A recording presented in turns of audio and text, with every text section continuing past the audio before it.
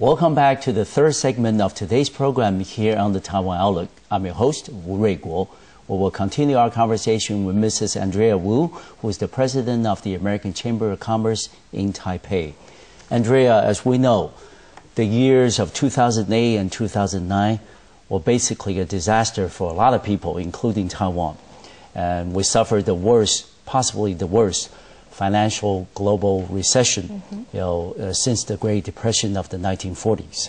And a lot of countries, especially for export-dependent country, economy like Taiwan, we suffered significant, job losses, economic, regression, and also a lot of the stagnation. Given the fact that we are now slowly, I emphasize the word slowly, coming out of this global financial crisis of 2008 and 2009, what is your personal, your capacity, your personal capacity, what is your personal evaluation of the global economic situation today? Well, I think according to a lot of indication, it seems like it definitely the recovery is on the way. Yes. Fortunately, I think Asia probably is taking the lead in this area, versus U.S. and Europe is still, stumbling a little bit sometimes.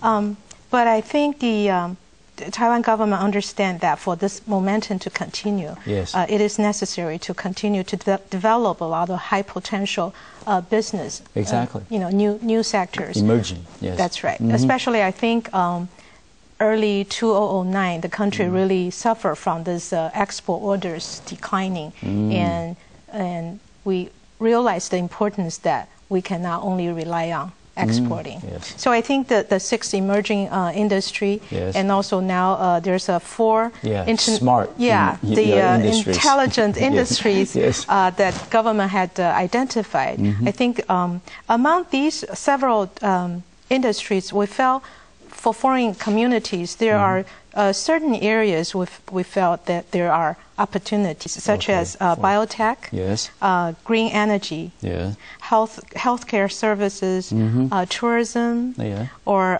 cloud computing, green architect, green building, and electric vehicles. All those areas, I felt there will be a lot of opportunities. The technology from the Western countries and plus the resources in Taiwan, there should be some cooperation can generate.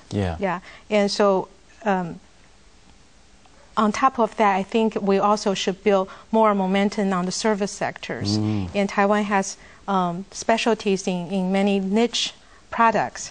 And that, because the society here is become more affluent and sophisticated. So I felt there's a lot of areas Taiwan can tap into and make the next decade a very different economy than the last one. Yes. Andrea, as we know that currently the legislative yuan is in the process of ratifying the ECFA. Hopefully we can get that done in the month of August. Probably before the end of the year, we can have ECFA really become effective, being implemented.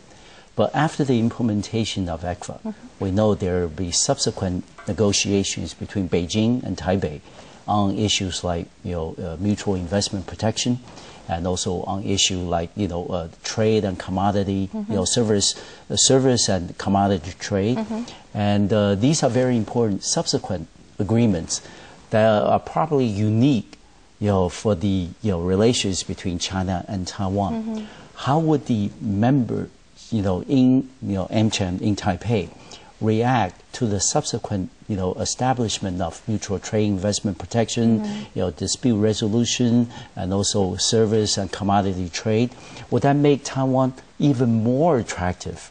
In the sense that if we, for example, going to the Chinese market through Taiwan, that will give us added layers of protection in terms of investment, in terms of, dispute resolution. Is that the thinking among your membership today? Actually, no. Okay. I think these are the things that it needs to be really studied. Okay. And at this moment, because there's a lot of, we're not clear with a lot of those contents and agreement, the plan. So we need to take our time to study that. Okay. But I think in general, any agreement, these type of agreements should still under the WTO's framework. Yeah. Yes. Mm-hmm. So we like I said, I think the early harvest is really, or the signing the framework agreement is really the first step. It will remain, probably the negotiation will remain and extended in many different sectors. We are very closely to monitor that, and so any information that we can get which will help or even impact our memberships, then we will have provide discussions. those information. Right. Yes. And also the fact is that when we talk about, despite the fact that last year and the year before was a down year for a lot of, different industries, a lot of economies around the world, your membership had pretty much stayed active. Right. And there wasn't a significant drop-off in the number of members and things. Can you then give us a general profile of members for the AmCham in Taipei? Right. Right now we have more than 900 members, and it's representing roughly 500 companies. And even though the companies headquartered in the United States form a core group of our membership, but we have many different corporations or companies from different countries, such as Australia, Canada, Europe, or Singapore, even Taiwan. So as a matter of fact, last year in 2009, our general member, all the members voted to amend our Articles of Association. And now we're officially accepting the members from any nationality as long as long as they value the same, they share our mission and share the same value, which is ethics, doing business and free trade, transparency.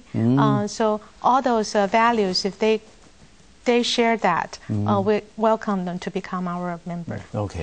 And what would be some of the general, incentives that have made international businesses want to come to Taiwan and operate and maybe possibly make an investment or two and also become a member in AmCham? What would be some of the incentives that have been identified by some of your members? Taiwan has a lot of strength, and I will start saying that Taiwan has a very skilled workforce and with very high and very good work ethics. And there's also resourceful managers and entrepreneurs. And the manufacturing expertise is great. The supply chain management, it has shown a great progress, in those areas. And the rule of law and relatively very good living environment. So those are all the incentives or attractiveness to the foreign community. And we were discussing that last year was a difficult year. It was also more difficult for U.S.-Taiwan economic relations because, towards the end of the year, there was the, beef controversy. And supposedly that's something that is still impacting our relations in a negative way today.